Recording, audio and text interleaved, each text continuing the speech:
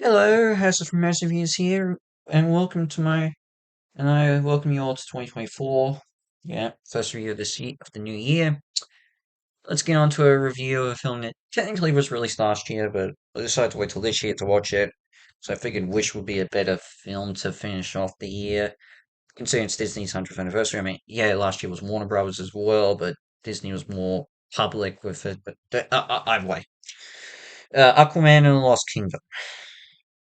Now, let's start off with this. I have seen the first Aquaman, which I think was released in 2018. I think it was. Yeah, I think it was that because it was a year after Justice League.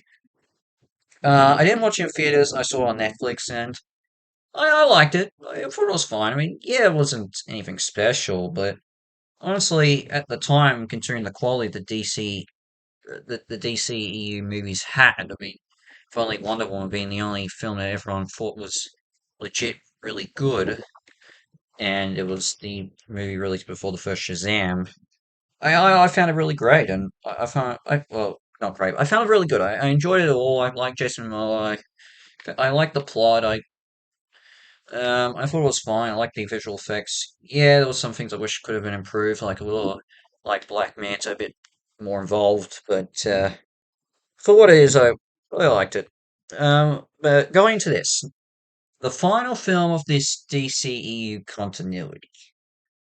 Um, well, it was always going to be interesting how what they would do with this.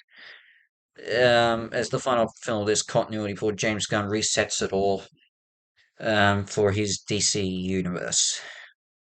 Would they do anything with it, is what I'm trying to say. And I don't know if they did anything if they just did a post credit scene after the credits, because I only stuck after the first one. I just left after that. Um, but with that said, is this a good way to end this off? Uh, no, no, it's not. It really isn't. It's not the worst thing I've seen, but geez, it's dull. And yeah, actually, no, that's the best way I can say it. It's just dull, and unfortunately dull. I liked the film enough for a smile or a smirk, like this. But since thinking about it, yeah, all right. Let's just go on with this plot. Taken, I think, a few years after the first film. Not sure how long. I don't keep track of I never kept track of the DC movies timeline. I only really kept track of the anime and continuity. But Aquaman, aka Alpha Curry, is having a rough time selling as king as he's struggling to um to deal with the pressure of being king of Atlantis, and obviously fighting crime and all that, as well as raising his young son. Um, but thing But eventually, but as much as he wants to reveal Atlantis' secrets to the outside world, but the council refuses, doesn't even want him to because they know the threats and think he's just, being a bit of a lousy king, which, to be fair, he doesn't even want to be king. But that eventually gets pushed aside when Black Manta makes his return, determined to kill off Aquaman after finding a magical trident that has the spirit of one of Aquaman's ancestors. He he robs Atlantis of a rare material that can be used to melt the polar ice caps to destroy the world.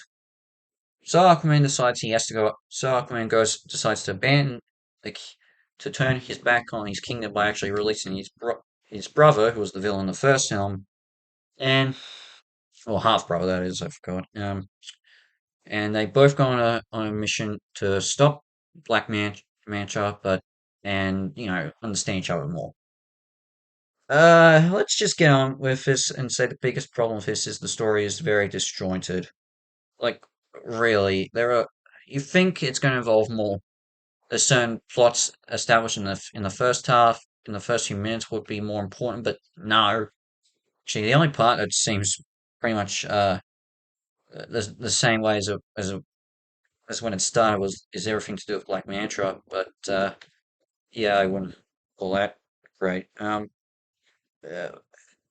yeah. The side characters are all unnecessary. You could have cut down everything and just left it to a few specific ones. Like even bringing back some characters that were involved in the first film, you don't really need them to. You just keep the Aquaman and and the royal family and his father on land, involved. That's all you really needed. You didn't need him to have a son. That was pointless. I'm not going to go about the score. I didn't really think about it too much, even though I was playing. The action scenes are all lackluster. Yeah, there are some impressive things, but with the visual effects, but I don't really care. It wasn't too good. Just what you see in most films. There are side plots that go nowhere. I really don't want to.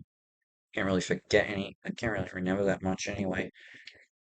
The jokes are all mostly groan worthy. I'm going to be honest. There was some that worked, particularly when it's the two brothers, but it's not. But everything else didn't really work out. And there are. Let me get on to my biggest issue. There's a point where to find Black Manta, Aquaman, that Aquaman and his brother have to go to a criminal underground place under the sea to get some information.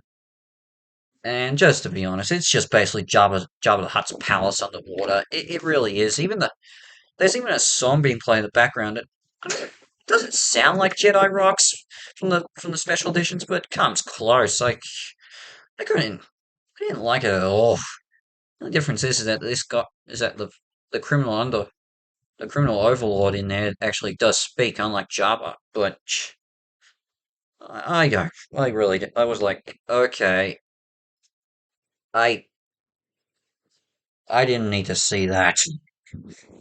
Like really, I could have gone without it. Yeah, yeah.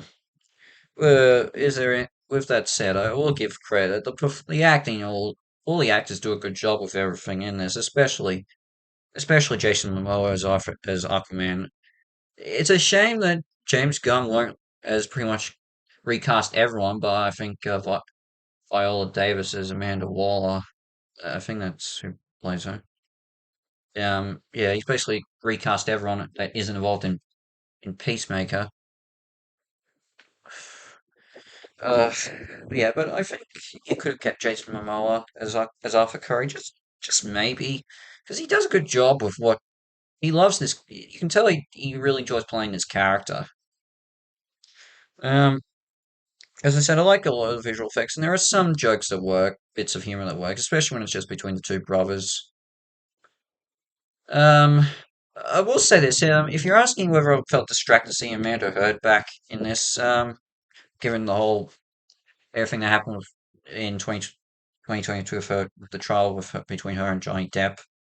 I can look past it. Like, uh, it's not as it's not as hard to look past as say it is for some people to look past Ezra Ezra Miller in The Flash as for a lot of people or even watching say Jonathan Majors as Kang in Loki season 2 after the and even going back to watch him in Ant-Man.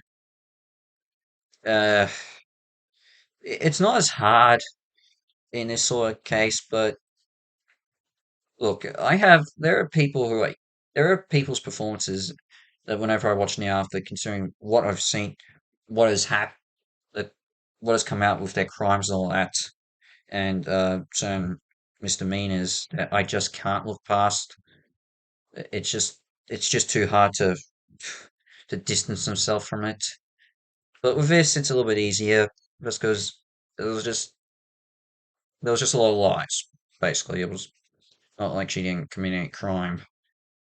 Eh, Yeah, somewhat, or whatever.